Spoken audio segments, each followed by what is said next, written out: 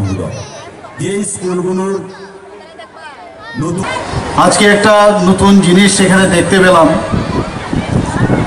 যে ধরিত্রী দিবস উপলক্ষে সেটাকে সামনে রেখে কিউআর কোড উন্মোচন আজকে আমরা এখানে করলাম। আমরা সবাই জানি যে গোটা ব্রহ্মাণ্ডে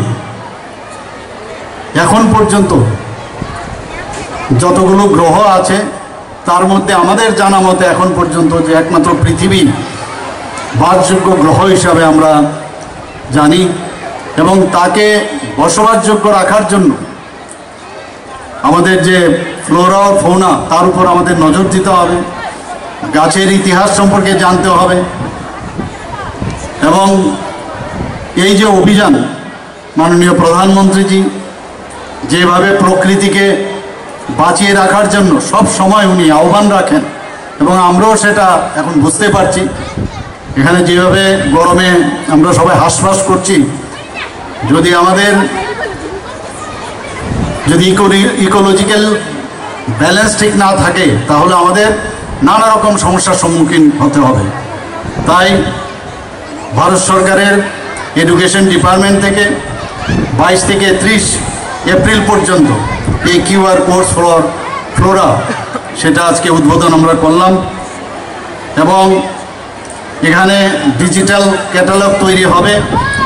শুধু এখানে না, অন্যান্য সমস্ত স্কুলে এই ধরনের ডিজিটাল যখন ক্যাটালগ তৈরি হবে এবং কোডের মাধ্যমে স্ক্যানার দিয়ে স্ক্যান করলেই সেই গাছটির বৈজ্ঞানিক নাম, বৈশিষ্ট্য এবং তার পরিবেশগত উপকারিতা সম্পর্কে আমরা জানতে পারব। প্রযুক্তিকে ব্যবহার করে বারবার মাননীয় প্রধানমন্ত্রীজি বারবার বলছেন যে প্রযুক্তিকে আমাদের ব্যবহার করতে হবে।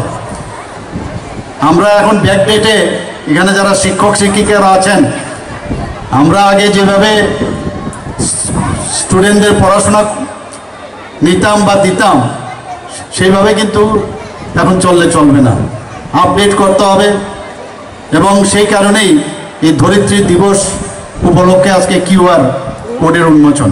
HS school, Taltala HS school, Indranagar high school এবং নন্দননগর এইচএস স্কুল, এই স্কুলগুলিতেও ভার্চুয়ালি এই অনুষ্ঠান চলছে, লাইভ স্ট্রিমিং হচ্ছে।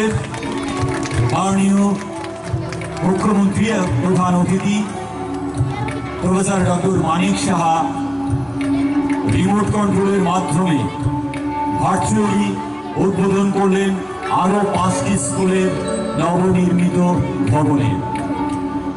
সে জায়গাগুলিতেও বিভিন্ন স্কুলে